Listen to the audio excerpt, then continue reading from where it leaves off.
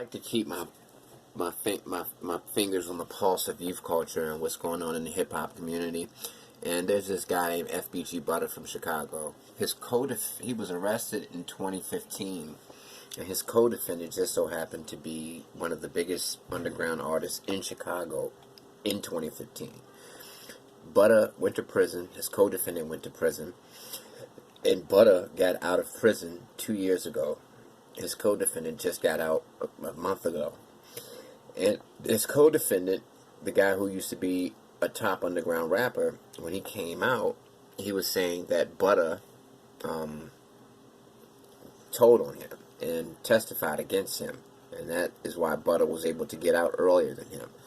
So Butta released a diss song called New Glock. And here's the thing. I'm not speaking on this because I want to engage in this petty back and forth behavior that they got going on. I want to segue into a lesson. You know, FBG Butta was arrested. I ain't getting up.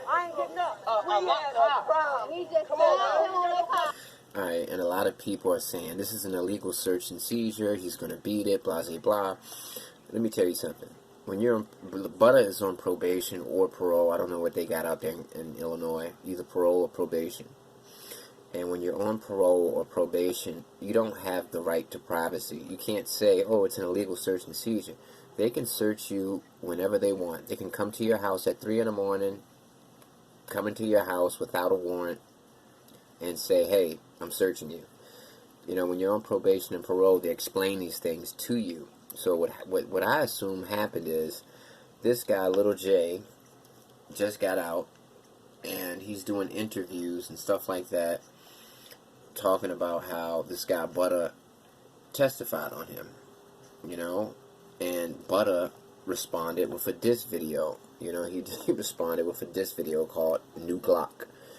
And the fact that Butta is on parole and probation, his probation officer, parole officer, whichever one, probably got whiff that he released a diss video called New Glock, and he probably said, you know what, we got to get this guy off the streets. So, you know, the guy Butta, even though he's on probation, parole, even though he just got out of prison 2 years ago, a year and a half ago, he's flashing guns in this video.